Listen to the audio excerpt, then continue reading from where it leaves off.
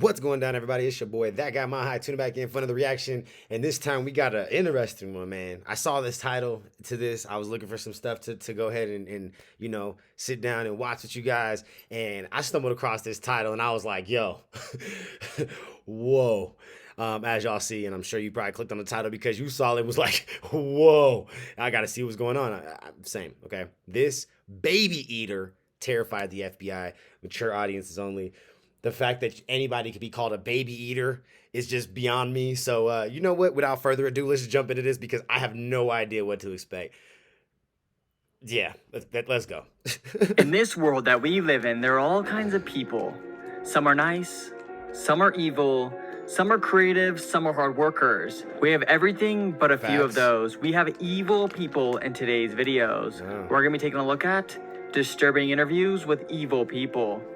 There's evil in this world, and we have clips in today's video that are the evilest people being interviewed, and the things they do and say will blow your mind. Trust me, you do not want to miss out on any of them, and I saved some of the crazy ones for last.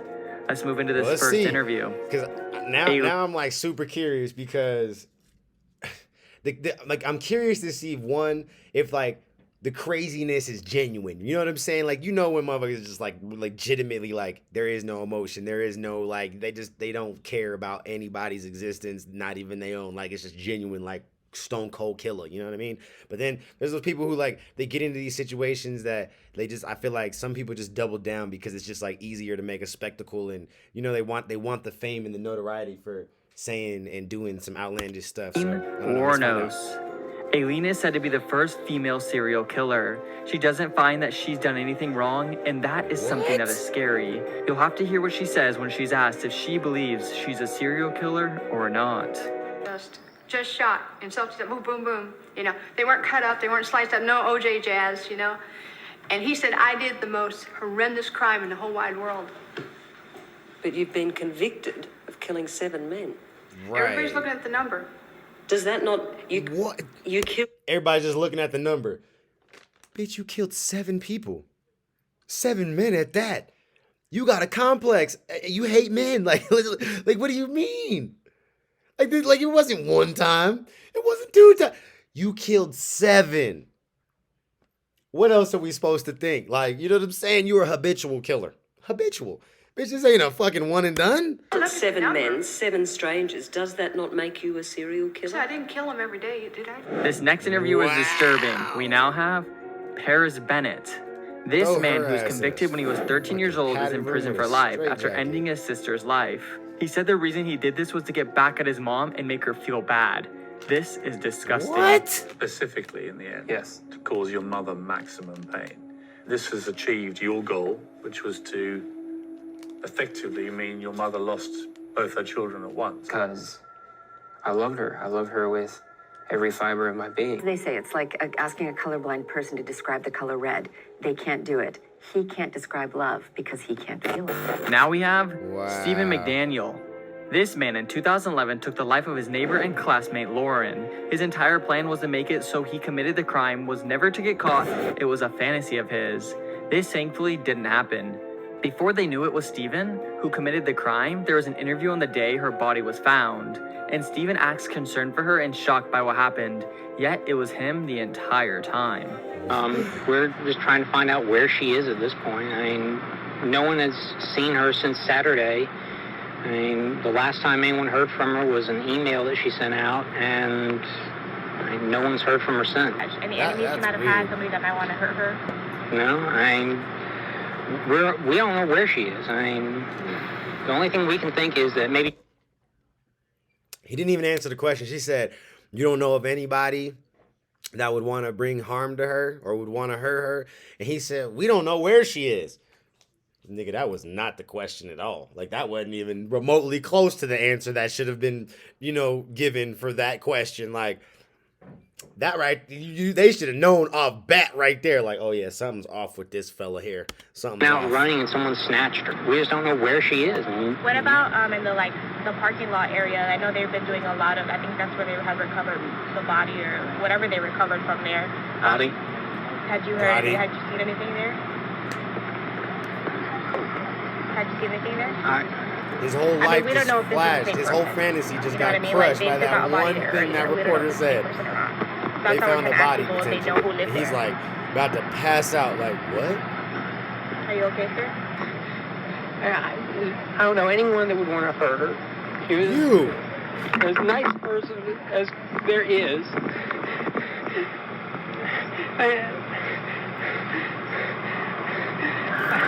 Next up we have hyperventilating ass, Edmund lying Kemper. ass, caparoni ass Thankfully, so motherfucker. far, all these people are locked up and in jail because they don't deserve to be out. But this man, Edmund Kemper, is an American serial killer who at the age of 15 started with his grandparents and then later moved on to 8 more people. Thing I'd wanted to kill my mother since I was 8 years old, and I'm not proud of that. It started with surrogates at a non-human level.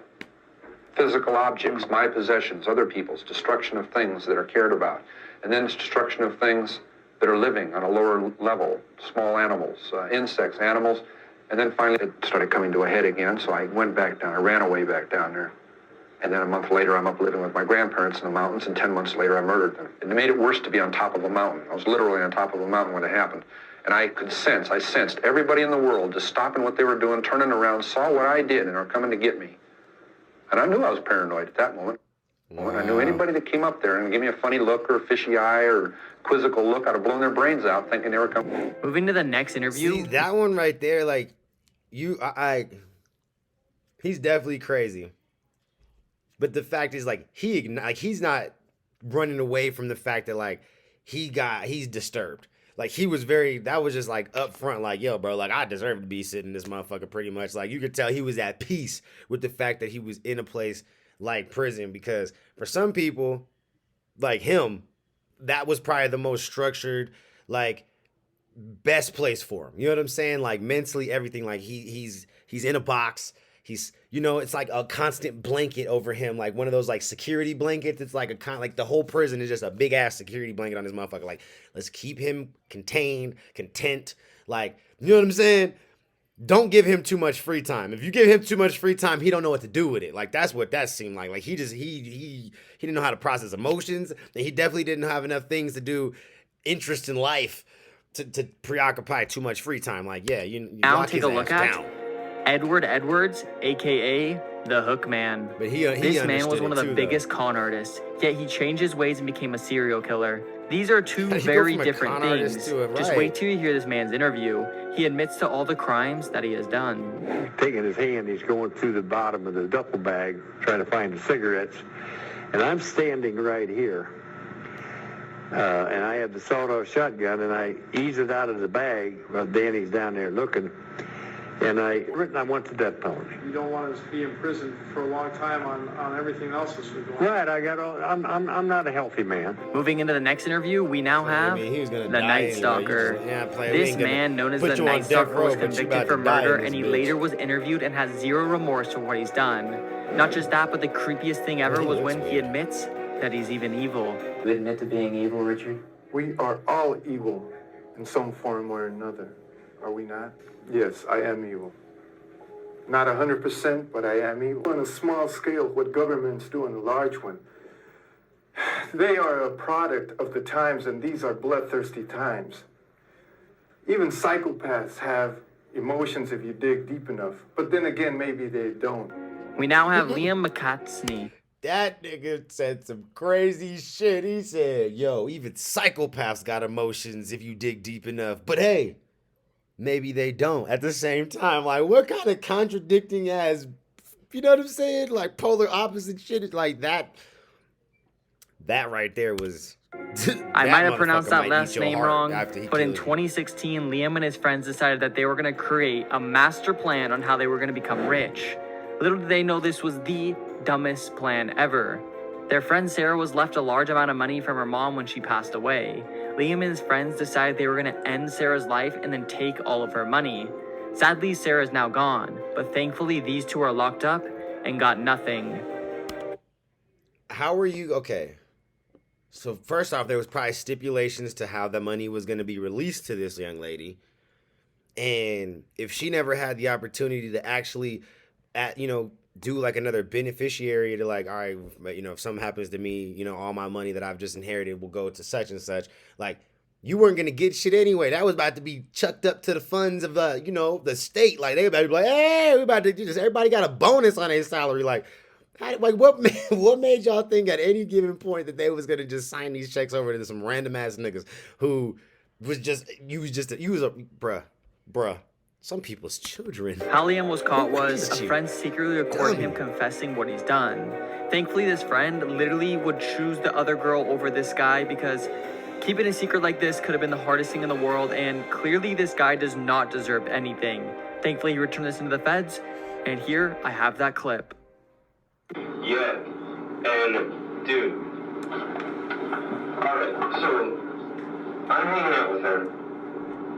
She has, we went to the bank, she took some money out, not all of her money. We're counting it out, and then she goes to walk out the front door. I choke her out, drag her. My biggest problem was the dog. It took me a half an hour to kill her. I thought I was going to be able to choke her out and have her out in like a couple minutes. So she suffered for a half an hour before she finally died. Bro, that's terrible. Now, ending the video off, we have arguably the most disturbing of them all. John Wayne Gacy.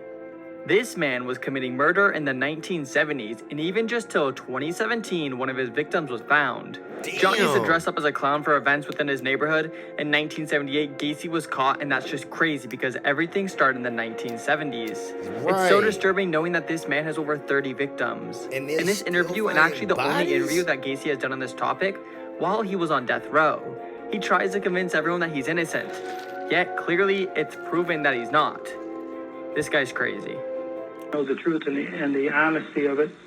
If they want to be convinced or brainwashed into what they believe, then fine, then go ahead and kill me. But vengeance is mine, saith the Lord, because you will have executed somebody that didn't commit the crime. When they paint the image that I was this monster who... Bruh, he got a personality like these altar boys along the street and swatted them like flies. I said, this is ludicrous. Taking 3.5 hours of truth serum. And under sodium amytal, the maximum amount that I could have, it shows that I have no knowledge of the crime whatsoever. Well, there you have it. Which of these interviewers were the most disturbing to you? Click on another... I mean, they all was about some, like, pretty crazy on some crazy levels. The dude that's behind these little thumbnails, that dude, if anybody was a baby eater, it was definitely that guy. That guy... He ate children. You know what I'm saying? He like I said, he was the one that gave me the creeps. He was the one that, like, he would kill you and just rip your heart out and take a bite out of that shit, like, nutritious. Like, you know what I'm saying? Like, just, bruh, he was nuts. They were all crazy and they on the way, but that dude, he definitely just, like, there was no cap in his rap at all. Like, there was no, you know what I'm saying? It was just, yo, bro, we're all evil. Yes, I'm evil. I'm not 100% evil, but I am evil. I'm evil enough to just say that I'm evil. You know what I'm saying? But all serial, psychopaths have emotions if you dig deep enough, but maybe they don't. Like, he'll eat your brains, bro. That nigga's a goddamn zombie and shit. Like, I don't have anything else to say about that. But anyways, let me know which one was the one that, creeped you out the worst. And I'll catch you on the next one. Peace.